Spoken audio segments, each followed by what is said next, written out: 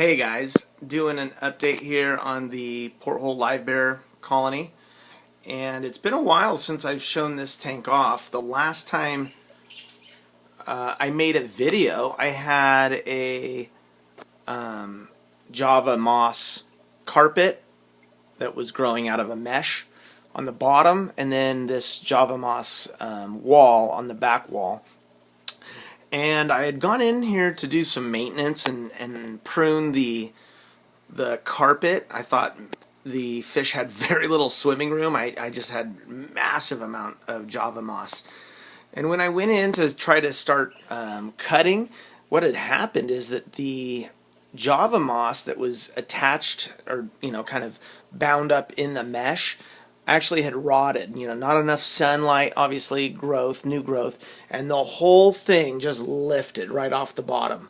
So I ended up with this massive, big, perfectly rectangle piece of Java moss, and then a mesh bottom that didn't really have much of anything in it. Now I could have let it regrow. It did have Java moss in it, and I could have let it kind of come back, but I wanted to play around with some Java Fern. And I'd never played with this plant, so I went ahead and ordered some, and this is the standard version of Java Fern. It's got these big leaves, and it's kind of an interesting thing because I wanted to kind of bridge this vertical space that I had in the front, and so I went ahead and I ordered some, and I received enough to do 4 of these little saucers. And I went ahead and just super glued the plants on there, and I have to say that this plant is incredibly tough. I mean, there was absolutely no melt whatsoever. I've got one little brown spot right there, but other than that, everything is as I received it. So really incredible. The fish themselves really responded. They were up kind of at that little shelf area, kind of hiding all the time, not really utilizing much of the space. And again, a lot of it, I have to say, was used up by the Java moss. I mean, it was basically 4 inches of Java moss.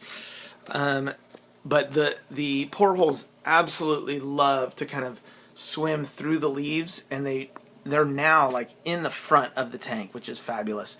So kind of what I was hoping for.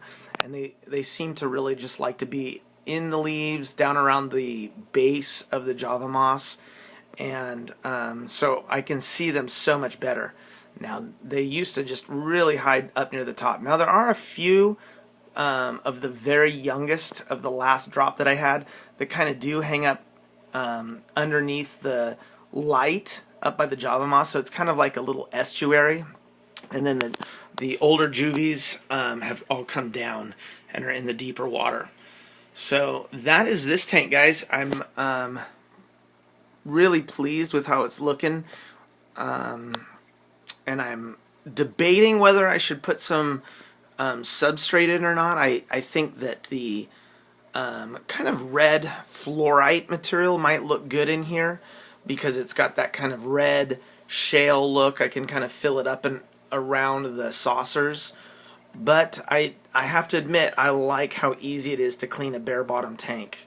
The maintenance on this tank is, I don't know, 10 minutes a week. I mean, it is basically just a vacuum, a 30% water change, kind of clean the dust off the bottom, and that is it. And I do a cap full of Excel once a week, and that is this is the easiest tank I have. So